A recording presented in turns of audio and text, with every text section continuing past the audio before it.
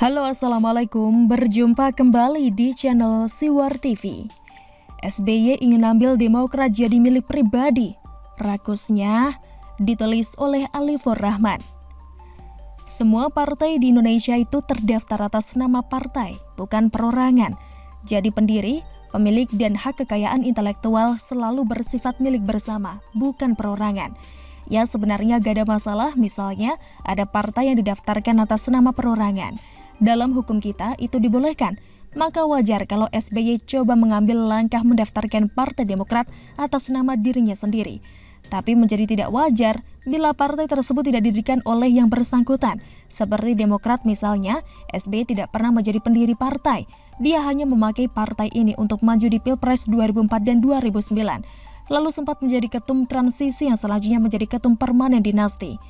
Apa yang dilakukan SBY untuk mengambil Demokrat sepenuhnya menjadi milik pribadi jelas sangat keterlaluan.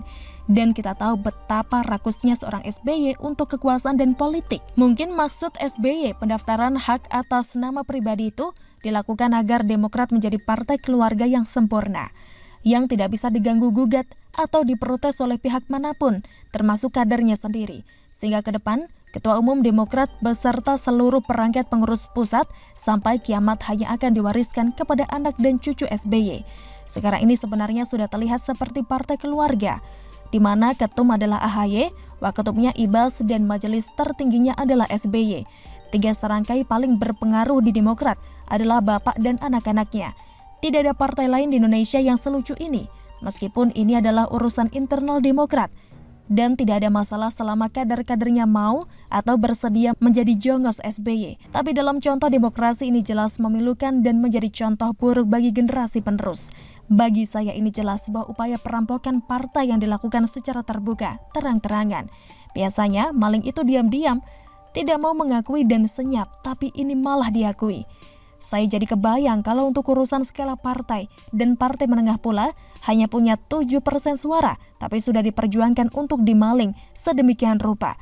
Bagaimana dengan penguasaan sebuah negara? Kabar buruknya SBY adalah presiden 2 periode, 10 tahun. Maka jangan heran kalau dalam 10 tahun negara ini berpesta pora untuk anggaran-anggaran yang rentan dikorupsi. Candi Hambalang yang merupakan proyek mangkrak SBY tercatat ada 700 miliar rupiah kerugian negara. Saya pikir ini adalah nilai kerugian fantastis yang uangnya entah kemana. Tapi semakin lama mulai terbongkar juga kasus Jiwasraya dengan kerugian yang juga lebih fantastis, 17 triliun rupiah. Belum lagi kasus Asabri, nilai kerugiannya mencapai 23 triliun rupiah yang semua itu terjadi di era SBY dan terus menjadi benalu hingga sekarang.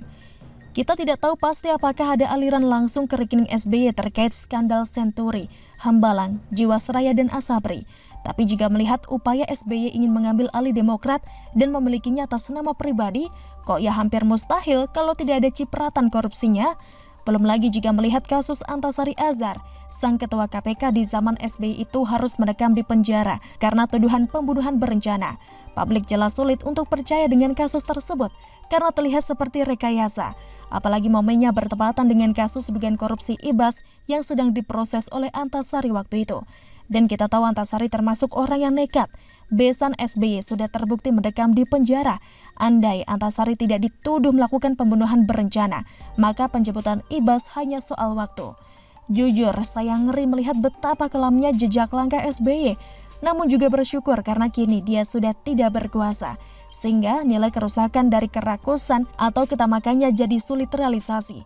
Kita juga patut bersyukur anak-anak SBY hanya sekelas Ibas dan AHY yang lucu dan menggemaskan, sehingga kans untuk kembali berkuasa dan menjadi presiden menjadi sangat-sangat kecil, kalau tidak mau dibilang mustahil. Karena jangankan mau maju di Pilpres, bahkan tingkat Jakarta pun sudah babak belur.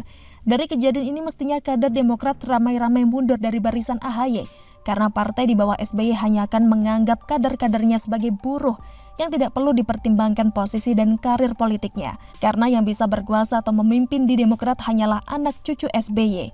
Begitulah kura-kura. Bagaimana menurut Anda? Silahkan tulis komen Anda di kolom komentar. Jangan lupa untuk like, subscribe, dan share. Siwar TV pamit, sampai jumpa. Wassalamualaikum warahmatullahi wabarakatuh.